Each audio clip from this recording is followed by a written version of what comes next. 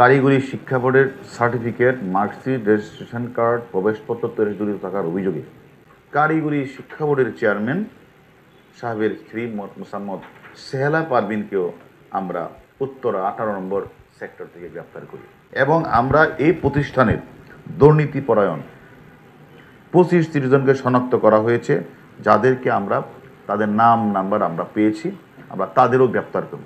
এরকম 25 জনের নাম আমরা পেয়েছি। এর সাথে যত বড় লাগ বলই থাকবে ছাড় দেওয়া হবে না। প্রিন্সিপাল, পরিচালক, চেয়ারম্যান আমরা গ্রেপ্তার করেছি। আরও 30-25 জনের নাম আমাদের কাছে এসেছে, তাদেরও আমরা শীঘ্রই গ্রেপ্তার করব। আমরা চেয়ারম্যানকেও আমরা প্রয়োজন বোধে তাকে আমরা যে কোনো সময় জিজ্ঞাসাবাদ করার জন্য তাকে আমরা ডাকব। তাদের সকলেরই কথা মতে যে সিস্টেম অ্যানালিস্ট সে যে তাদের যে ওয়েবসাইট, সরকারি পাসওয়ার্ড অথরাইজেশন কে ব্যবহার করবে, এটা ব্যবহার করার কথাটা হলো যে কোনো শিক্ষা প্রতিষ্ঠানের বা ছাত্রছাত্রীদের তথ্য সংযোজন, বিয়োজন, পরিবর্তন সংক্রান্ত নিবেদনের ফোকাল পার্সন হলো শিক্ষা মন্ত্রণালয়ের চেয়ারম্যান বা পরীক্ষা নিয়ন্ত্রক। এটা তো কোনো ক্রমেই এই সিস্টেম অ্যানালিস্ট বা কম্পিউটার অপারেটরের কাজটা না। তাহলে সিস্টেম অ্যানালিস্ট বা কম্পিউটার অপারেটর যে প্রতিষ্ঠানের যে নির্দেশটা কঠোরভাবে তারা গোপনীয়তা বজায় রেখে এই সংবেদন কাজগুলি করবেন।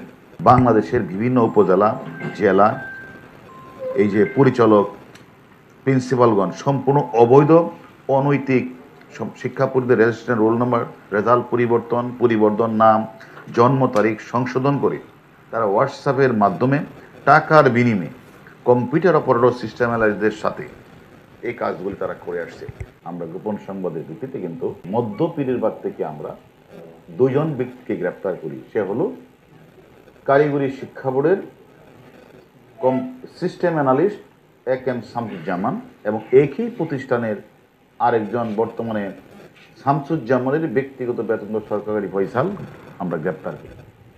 তাদের দেওয়া তথ্য মতে তারা যেখান থেকে এই সার্টিফিকেট, মার্কশিট, রেজিস্ট্রেশন কার্ড, প্রবেশপত্র এবং শত শত মার্কশিট তৈরির সরঞ্জামাদি এবং কারিগরি শিক্ষা বোর্ড থেকে যে হাজার হাজার অরিজিনাল সার্টিফিকেট যে নিয়ে এসেছে সেগুলি আমরা বায়োডাটা, আমরা দলিল এগুলি উদ্ধার করি।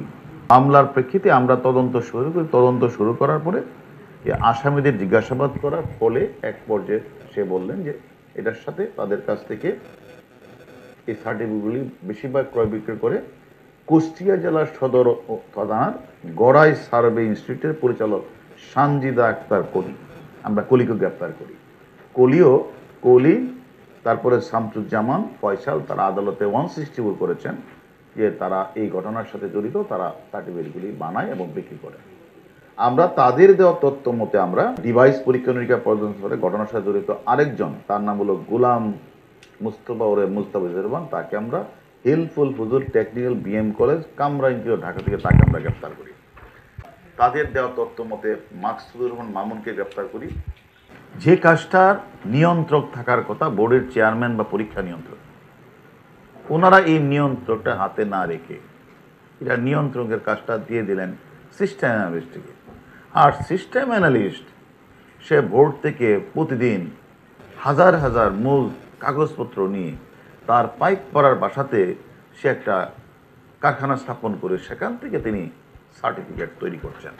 সেই সার্টিফিকেটগুলি উনি আনার সাথে সাথে সেগুলি বোর্ডের ওয়েবসাইটে আপলোড করে দিচ্ছে। অর্থাৎ আপনি সার্টিফিকেটটা নিয়ে কোথাও ভর্তি হলে, বিদেশে গেলে সেখানে যখন সার্চ করবে তখন তো দেখবে যে বাংলাদেশ সরকারি শিক্ষা বোর্ডের ওয়েবসাইটে আপলোড করা আছে এবং এই রেজিস্টার নম্বরগুলি সার্চ করলেই বোঝা যাবে যে সঠিক।